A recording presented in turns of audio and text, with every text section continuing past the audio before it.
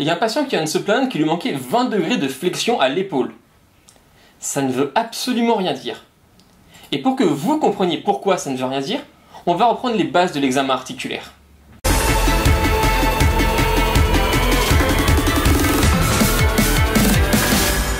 Avant de commencer l'examen à proprement parler, je vous rappelle que les examens sont bilatéraux et comparatifs et que le kiné ne va pas forcément prendre un temps spécifique dans la séance pour les réaliser, que ce sera mélangé avec d'autres manœuvres. Une articulation est une zone de jonction entre deux os. Ces os sont formés d'une surface articulaire sur laquelle s'insère du cartilage hyalin. Sur le pourtour de ces surfaces articulaires va s'insérer en général la capsule. À l'intérieur de cette capsule s'insérera la membrane synoviale, membrane qui sécrétera le liquide synovial, liquide qui participera à la lubrification articulaire. Des ligaments peuvent renforcer l'articulation et des muscles peuvent l'enjamber afin de la stabiliser et de la renforcer. Ils permettent aussi sa mise en mouvement.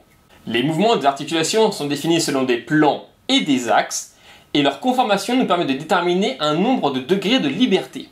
L'examen articulaire va se dérouler en deux temps, qualitatif puis quantitatif. Dans l'examen qualitatif, le kiné va se faire une idée de l'amplitude disponible et de la fluidité du mouvement. Il faut tout d'abord se renseigner sur la douleur. Il faut savoir si elle est aiguë ou chronique, spontanée ou provoquée, mécanique ou inflammatoire. On regarde ensuite l'attitude spontanée, qui va se comparer par rapport au côté sain. Il est important de savoir si cette attitude spontanée est réductible ou non, et si elle est réductible, il faut savoir si c'est partiellement ou totalement. Si elle n'est absolument pas réductible, on va alors parler d'une attitude vicieuse. Il y aura sans doute une déformation de l'articulation. Cette position peut aussi être due à un conflit. Elle sera donc antalgique. On regarde ensuite le volume de l'articulation. Si celui-ci est supérieur à la normale, il peut y avoir un épanchement articulaire, c'est-à-dire une augmentation du liquide synovial dans l'articulation. La palpation, qui est justement le point suivant de notre examen.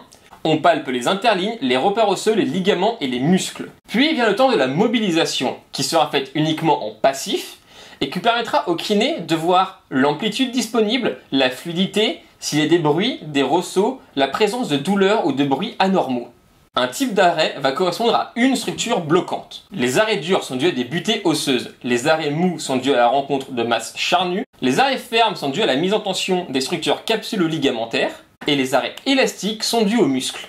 Nous allons ensuite passer à l'examen quantitatif, qui va permettre de mesurer une amplitude qui aura été préalablement estimée lors de l'examen qualitatif. On peut réaliser ces mesures à l'aide d'un goniomètre, d'un mètre-ruban ou même de travers de doigts. Les mesures angulaires réalisées à l'aide d'un goniomètre peuvent être spatiales ou segmentaires. Les mesures spatiales prendront comme référence la verticale et l'horizontale, tandis que les repères segmentaires prendront en référence des segments du corps. Afin de réaliser cet examen au mieux, il faut relâcher les muscles polyarticulaires, il faut avoir une prise et une contre-prise efficaces et réaliser ce mouvement en passif pur en respectant tous les principes associés. Voilà, c'est tout ce que j'avais à vous dire sur l'examen articulaire. J'espère que vous aurez tout compris et que vous pourrez réaliser ces examens au mieux. Ciao!